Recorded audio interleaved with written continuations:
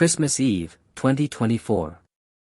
The smell of rosemary-crusted prime rib mixed with something else, the sharp, metallic scent of betrayal. I sat at my own dining table, the same oak wood I'd bought in 1975 with my first paycheck after Vietnam, watching my daughter Jessica slice through more than just turkey. Her husband Brad sat beside her, nodding along like a trained seal, their 8-year-old twins Logan and Parker playing with tablets that cost more than my monthly grocery budget. The Christmas lights I'd hung that morning cast a warm glow over the scene, but the warmth didn't reach my chest. The words were still echoing in my head, "Dad, we've outgrown you. You're no longer part of us." The silence that followed was broken only by little Logan asking why Grandpa looked so sad. Jessica's cold smile never wavered as she slid a folder across the table toward me, her manicured nails clicking against the wood. "We've made arrangements for you, Dad. A lovely assisted living facility. You'll be so much happier there." That's when I realized this wasn't a conversation. This was an execution. But what they didn't know was that I had my own folder hidden upstairs. And tomorrow, Christmas Day, would be a holiday none of them would ever forget. My name is Walter.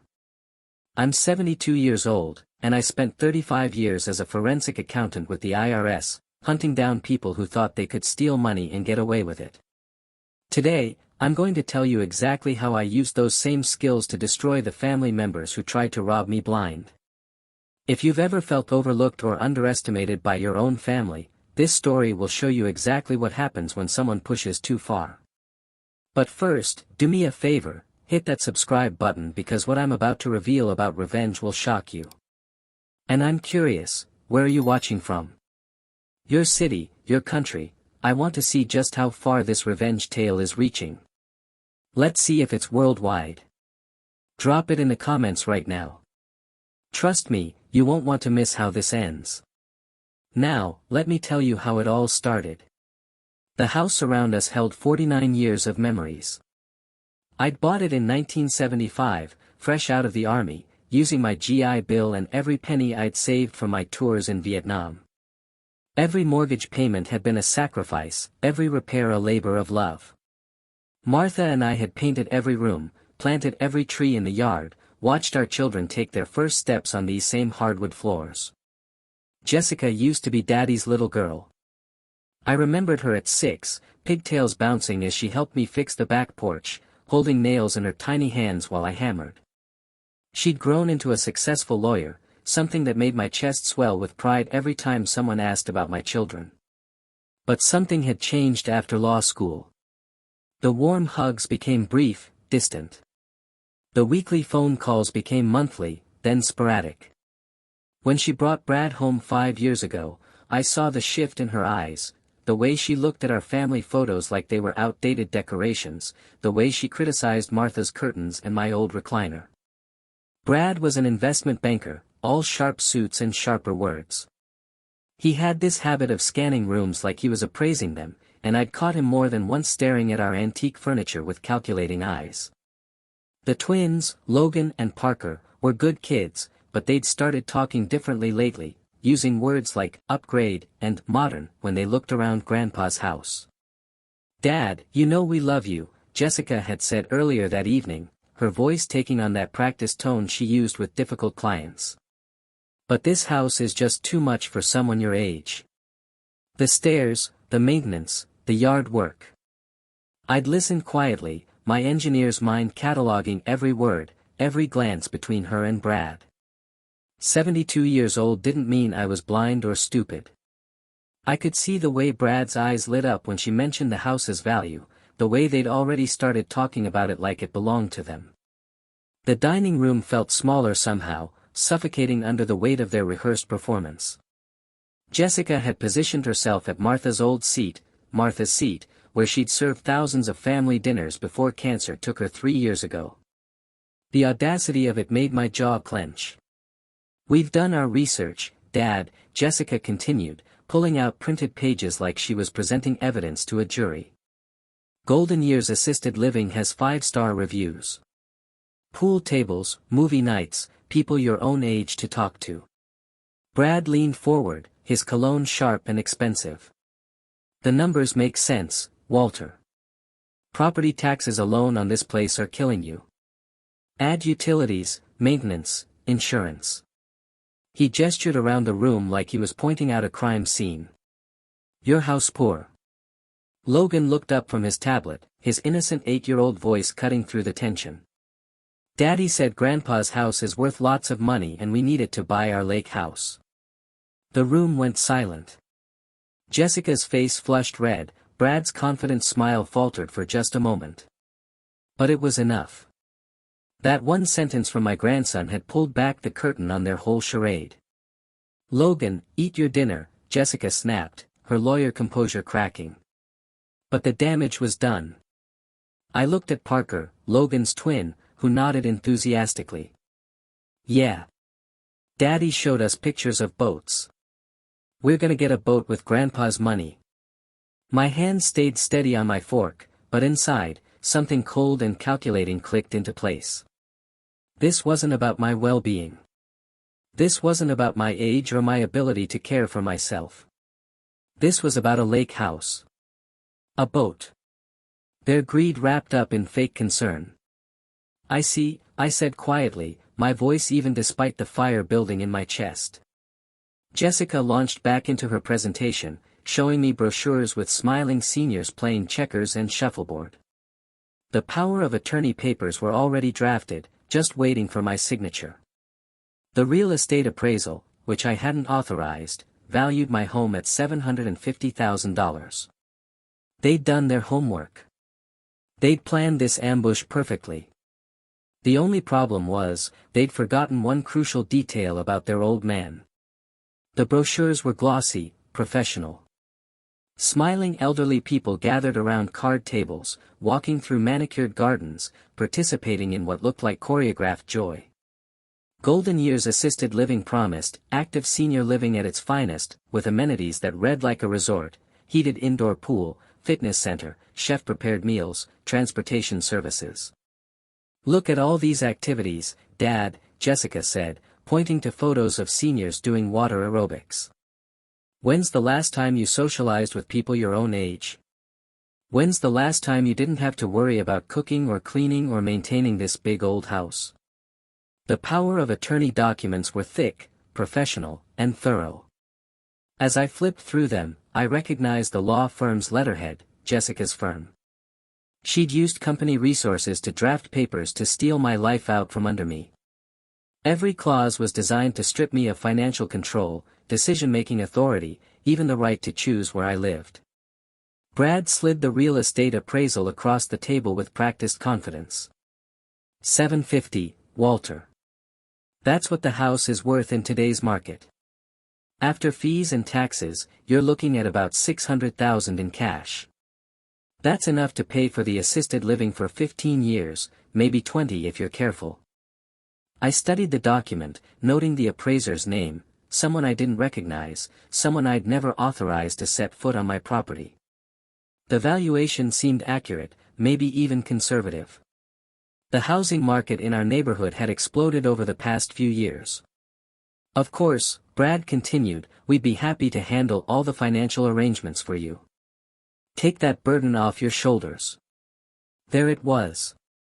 The hook beneath the bait. The boys would love to have Grandpa's room for sleepovers when they visit, Jessica added, trying to soften the blow. They're already excited about the pool at your new place. I looked at Logan and Parker, innocent children caught in their parents' web of greed. They had no idea they were being used as emotional weapons against their grandfather. I need time to think about this, I said finally, carefully setting the documents aside. Jessica and Brad exchanged a look, frustration masked as concern. They'd expected me to crumble, to gratefully accept their generous offer to manage my decline. They had no idea what they'd just awakened. After dinner, while Jessica loaded the dishwasher and Brad helped the boys with their tablets, I excused myself to my study. But instead of going upstairs, I lingered in the hallway, my old habits from 40 years of investigating financial crimes kicking in. People always revealed more when they thought nobody was listening. He's more resistant than we expected, Brad was saying, his voice low but carrying clearly through the kitchen's thin walls. I thought for sure the medical angle would work. Give him time, Jessica replied. He's stubborn, but he's not stupid. The numbers don't lie. He can't afford to keep this place much longer anyway. What if he refuses to sign? Then we move to Plan B. I've already talked to Dr. Peterson about the cognitive evaluation. If Dad won't cooperate voluntarily. My blood ran cold. Dr. Peterson was Martha's old doctor, someone who barely knew me. They were planning to have me declared mentally incompetent if I didn't play along. The boys are already asking about when they can have their new rooms, Brad continued. Logan wants the master bedroom. Parker called dibs on Grandpa's study for his gaming setup, Jessica laughed. Kids adapt so quickly. They were dividing up my life like vultures picking over a carcass. Rooms I'd lived in for decades, spaces filled with Martha's memory, were already being reassigned to accommodate their expansion. But then I heard something that stopped me cold. Once we get the house sold, we can finally get the lake house before rates go up again, Brad said. My buddy at the bank says we need to move fast. The credit markets are tightening. And pay off those damn credit cards, Jessica added. I can't believe we let it get to $400,000. If Dad knew. $400,000 in credit card debt. No wonder they needed my house. They weren't planning for my future, they were drowning, and my home was their life raft. I smiled in the darkness of the hallway. They thought they were manipulating a lonely old widower. But they just handed their prey all the information he needed to destroy them.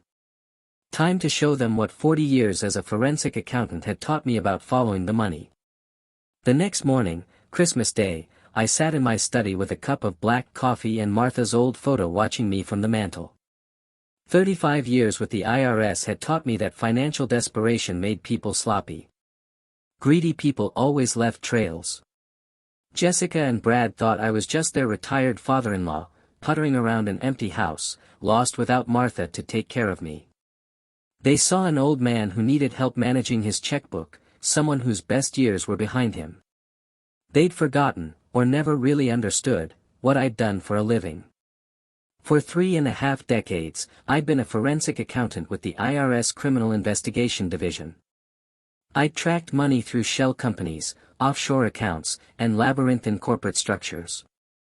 I'd brought down tax cheats, money launderers, and white-collar criminals who thought they were smarter than the system. My Rolodex, yes, I still kept an actual Rolodex, contained contacts in banking, law enforcement, credit agencies, and government offices across the country. Former colleagues who owed me favors, who trusted my judgment, who would make a phone call if I asked. The skills that had made me good at my job didn't disappear when I retired. They just sat dormant, waiting for someone stupid enough to try to steal from a professional thief catcher. As I sipped my coffee, I opened my laptop, another thing Jessica assumed I was too old to understand properly, and began my investigation. Within an hour, I had a clearer picture of my daughter and son-in-law's financial situation than they probably did.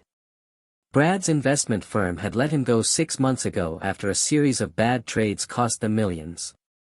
He'd been freelancing since then, picking up consulting gigs that barely covered their basic expenses. Jessica's law firm was successful, but she was drowning in student loans from her advanced degree and a malpractice insurance premium that had tripled after she'd made a costly mistake on a real estate deal earlier that year. Their mortgage was underwater. They owed more on their current house than it was worth, and they'd been making minimum payments for months. The credit card debt was worse than I'd overheard, not $400,000, but $420,000 spread across 17 different cards.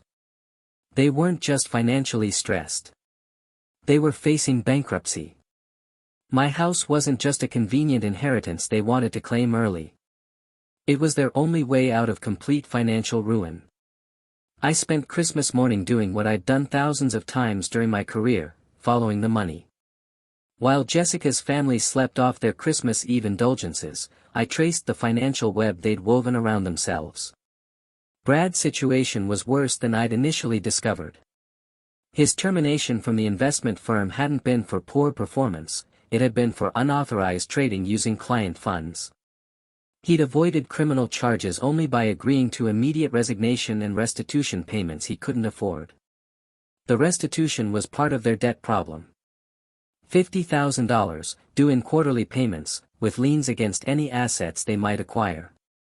Including, theoretically, my house if they could get their hands on it. Jessica's legal troubles were more subtle but equally damaging. The malpractice case had been settled out of court, but the settlement had cost her firm nearly $200,000. Her partnership share had been reduced to cover the costs, and her annual income had dropped by 40%. Together, they were bleeding money faster than they could earn it. Late payments on everything from their car loans to their children's private school tuition. Credit cards maxed out and being used to pay minimum balances on other credit cards, a death spiral I'd seen hundreds of times in my career. But the most interesting discovery was Brad's gambling problem.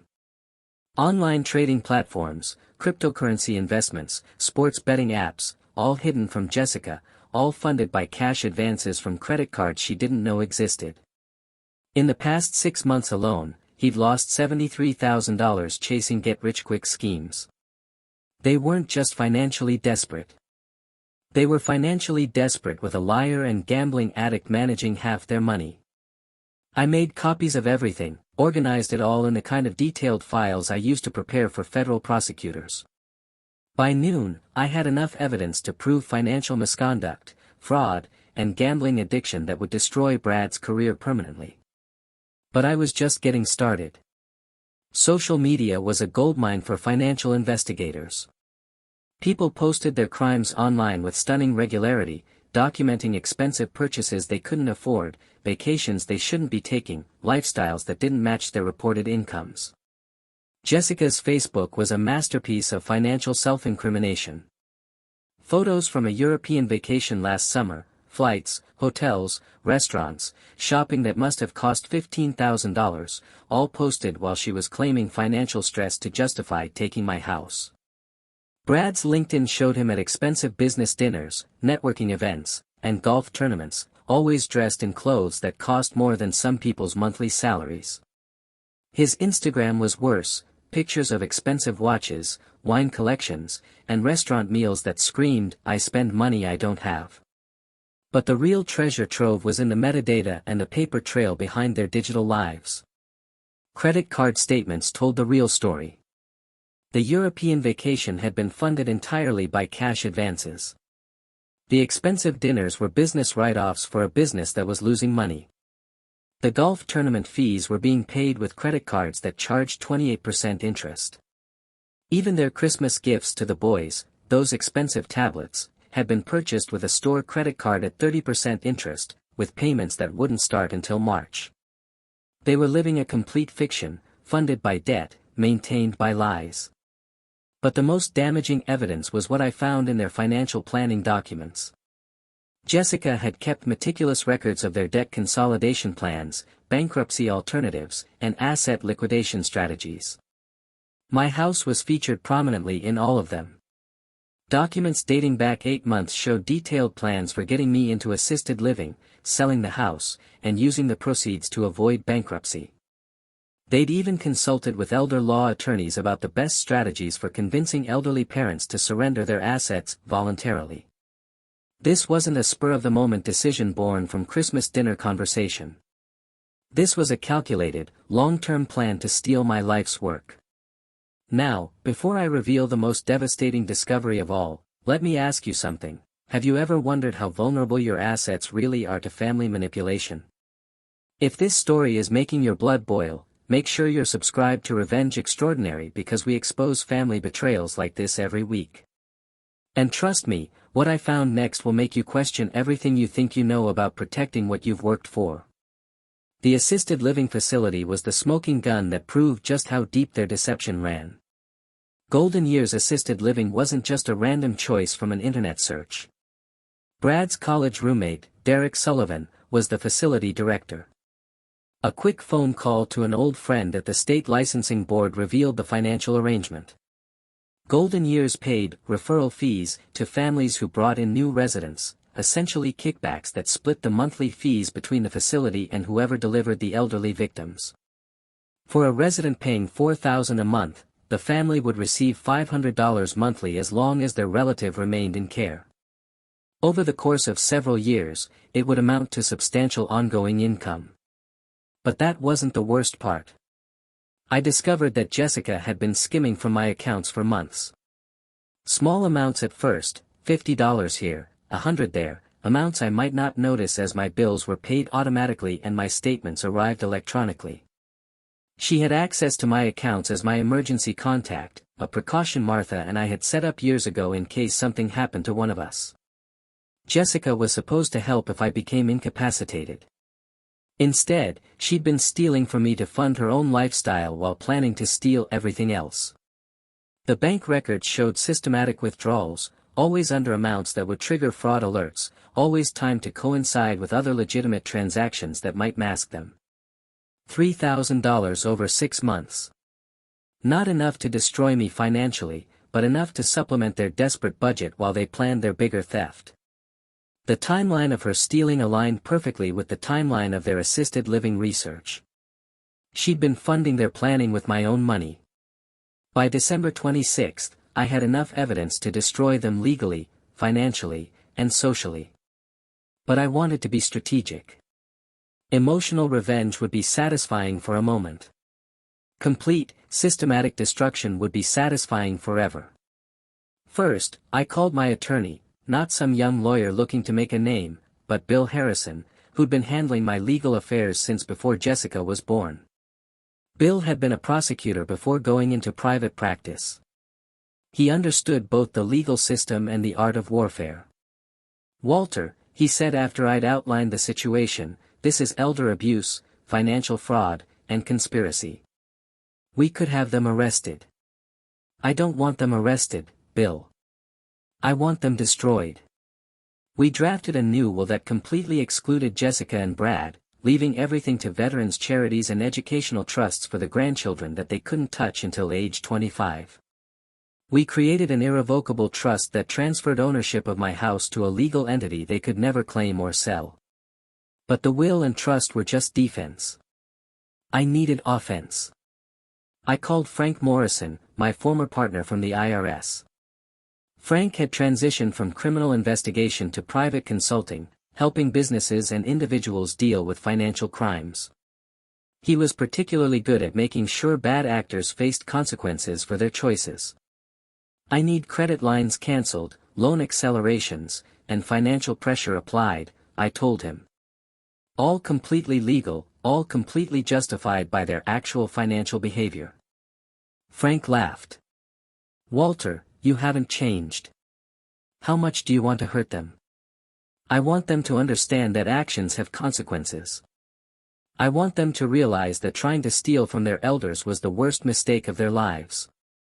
Within 48 hours, Frank had contacted every one of their creditors with detailed reports about their actual financial situation, their debt-to-income ratios, their payment histories, and their risk profiles.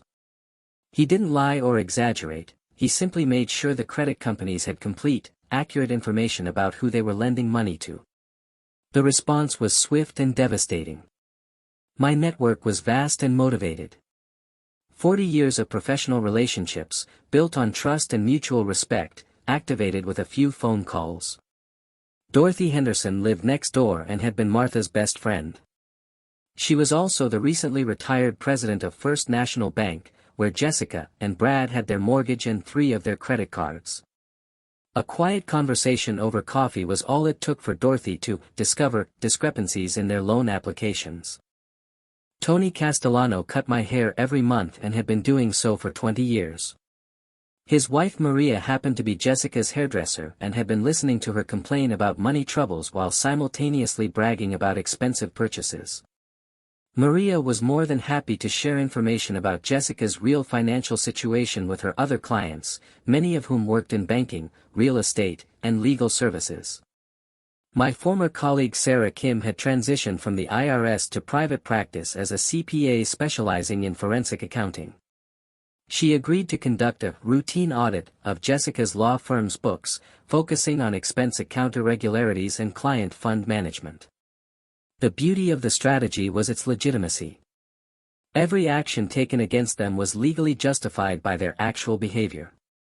No laws were broken, no false accusations were made.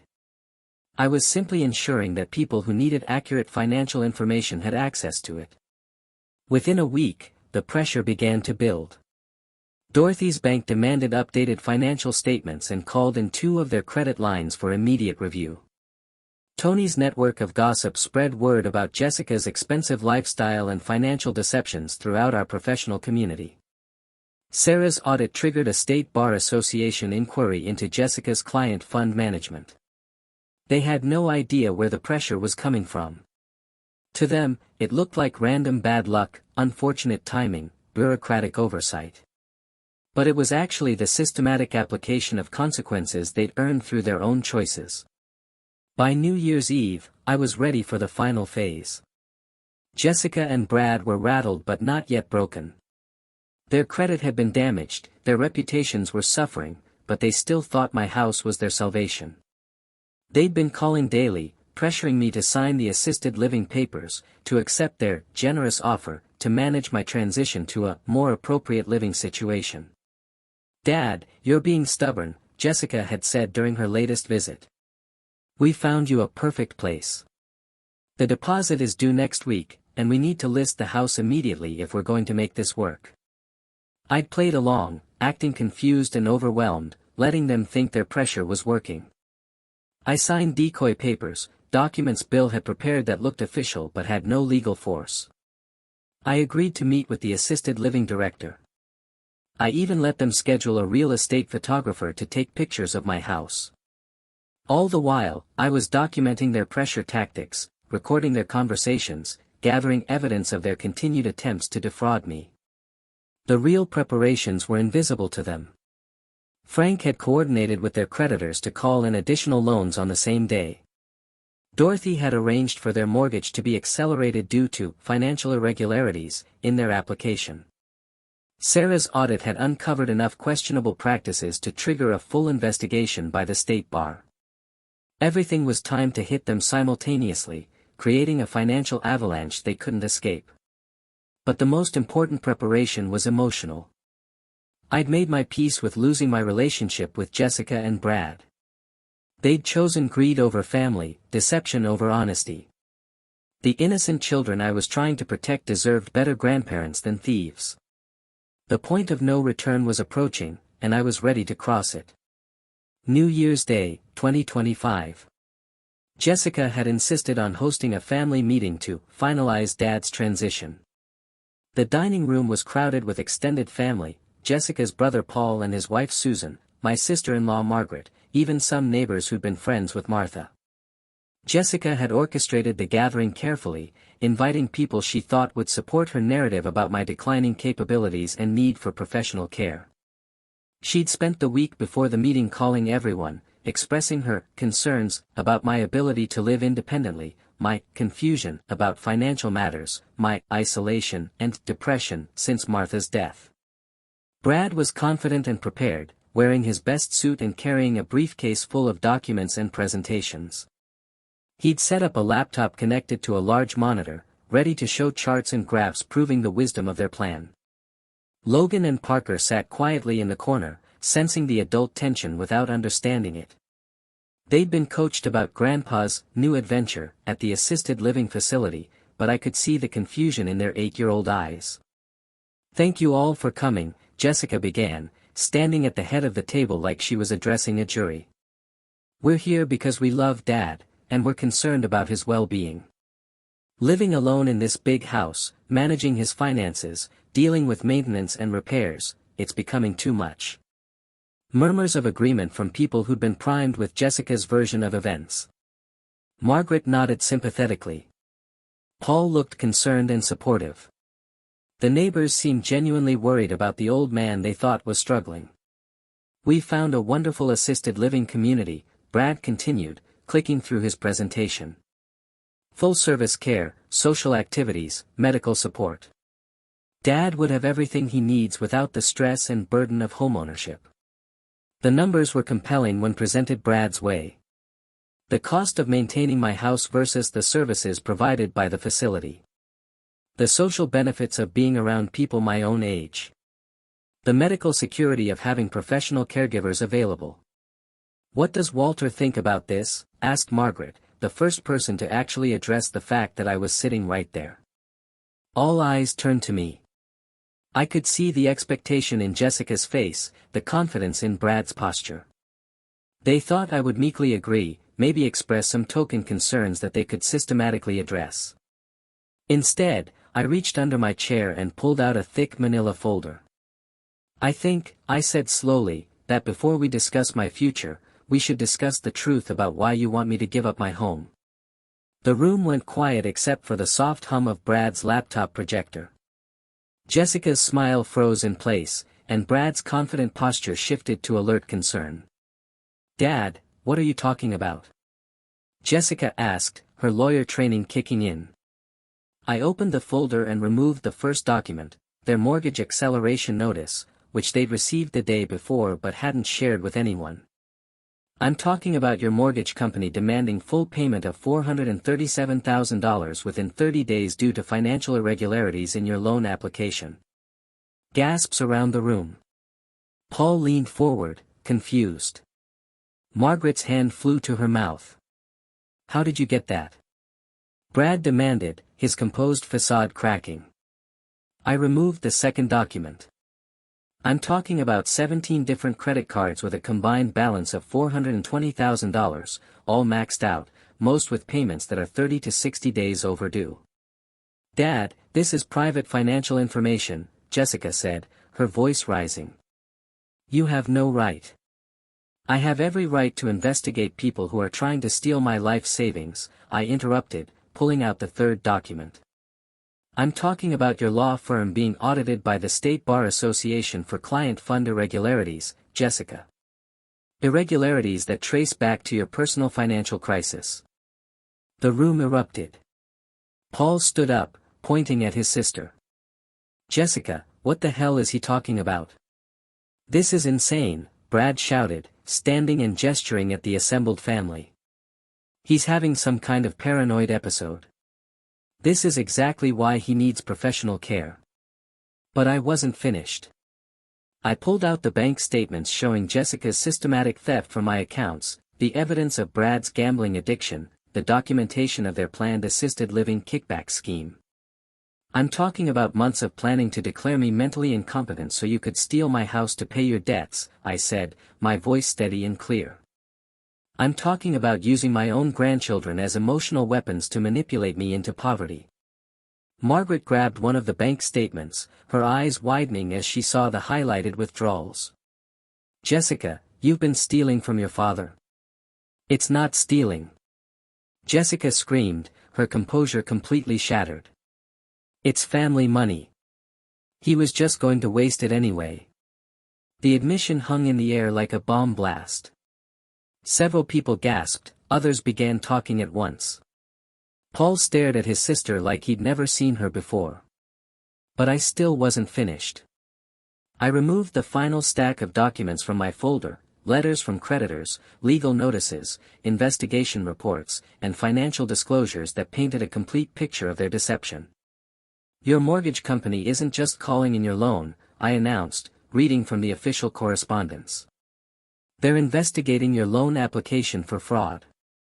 It seems you reported income from Brad's investment firm job that ended 8 months before you applied." Brad's face went white.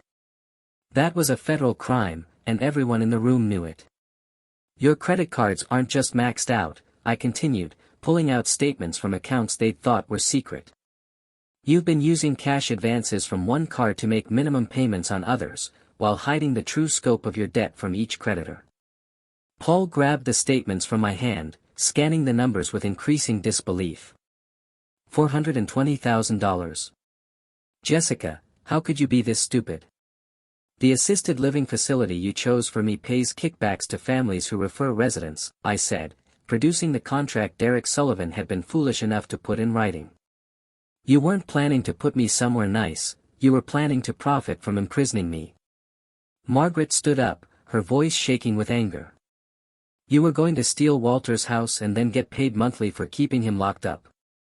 What kind of monsters are you? But the worst was yet to come. And the money you've been stealing from my accounts, $3,000 over 6 months, you've been using my own money to pay for research into how to steal everything else I own. The room exploded in shouting. Paul was yelling at Jessica about family honor. Margaret was crying. The neighbors were backing toward the door, not wanting to be part of this family destruction. But Logan's small voice cut through the chaos. Daddy, why is everyone mad at you? The shouting stopped. 8-year-old Logan stood in the corner, confused and frightened by the adult emotions swirling around him. Parker was crying, not understanding why Grandpa was making everyone angry. This was the moment I dreaded most, having to hurt innocent children to protect myself from their parents' greed. Come here, boys, I said gently, kneeling down to their eye level. Grandpa needs to tell you something important. Jessica moved to stop me, but Paul blocked her path. Let him talk to them, he said firmly. Logan, Parker, do you remember when your dad said you'd get a boat with Grandpa's money? They nodded, still confused. Your mom and dad want to take Grandpa's house and sell it to pay for things they bought but couldn't afford. They want to put me in a place where I can't take care of myself so they can take everything I worked for my whole life. But they said the place has a pool, Logan said uncertainly. The place does have a pool, I agreed.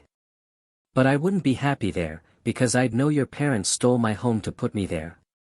And you wouldn't be happy knowing your boat was bought with money stolen from your grandfather. The boys looked at their parents with dawning understanding.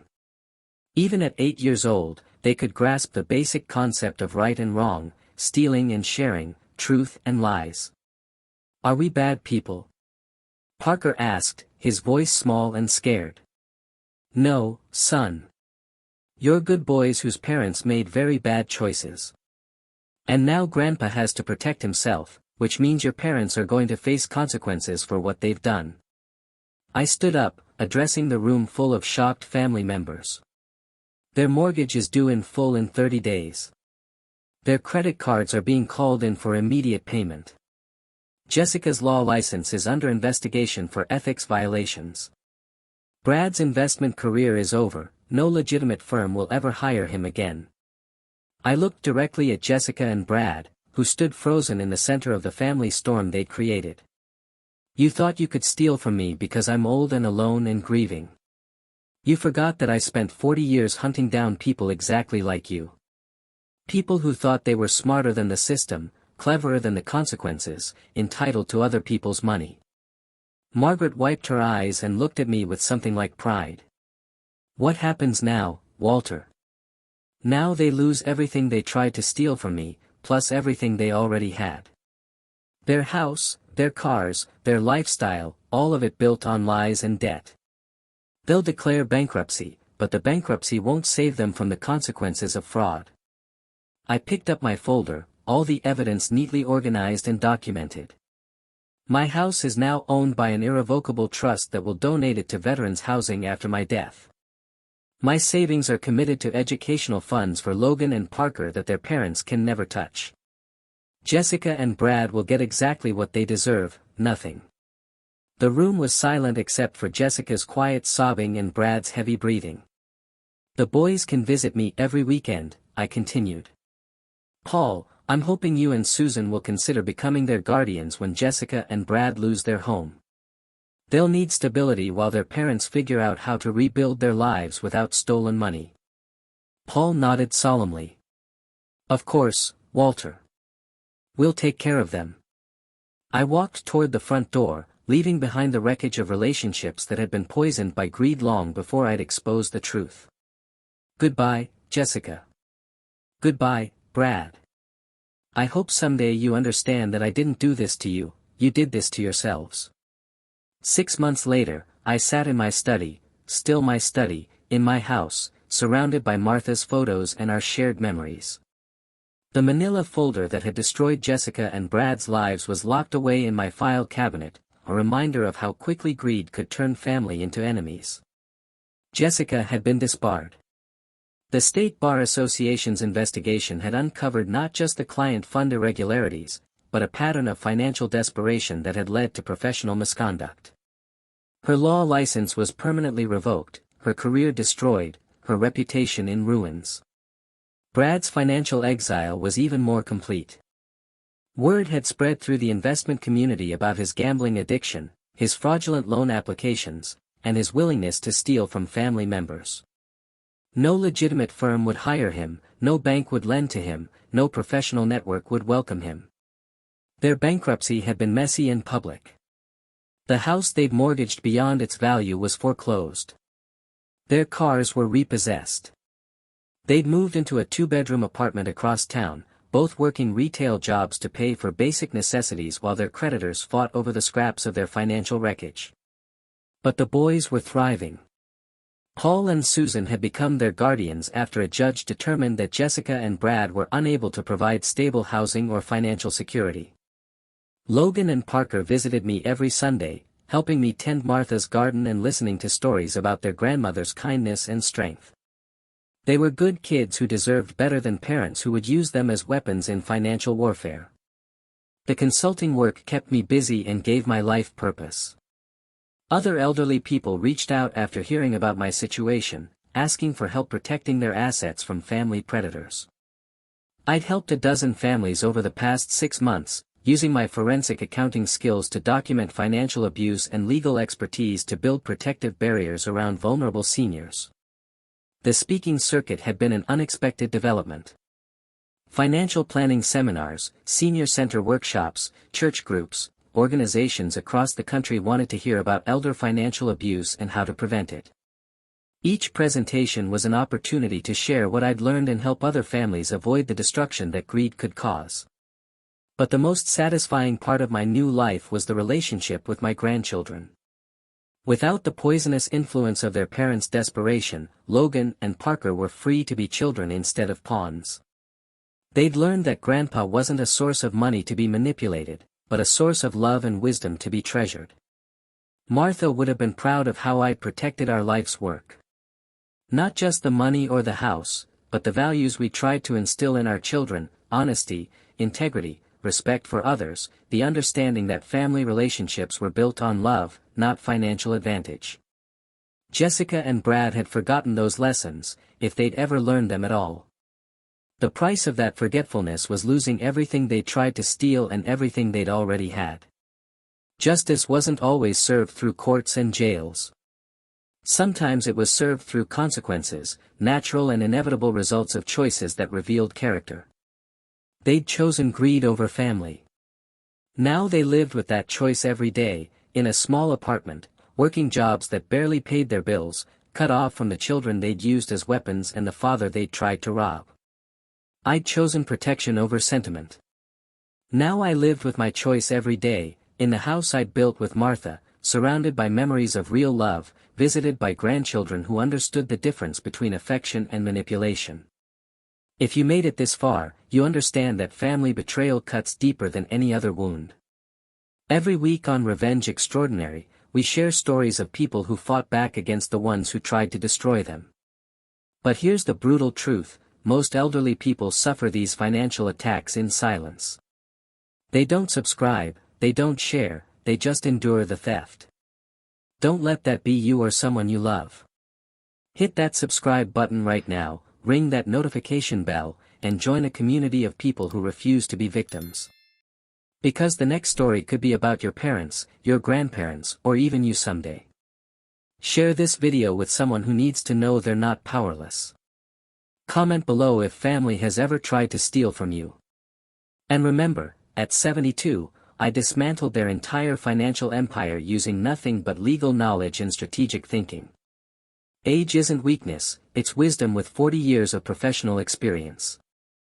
I'll see you in the next story, where ordinary people do extraordinary things to reclaim their lives.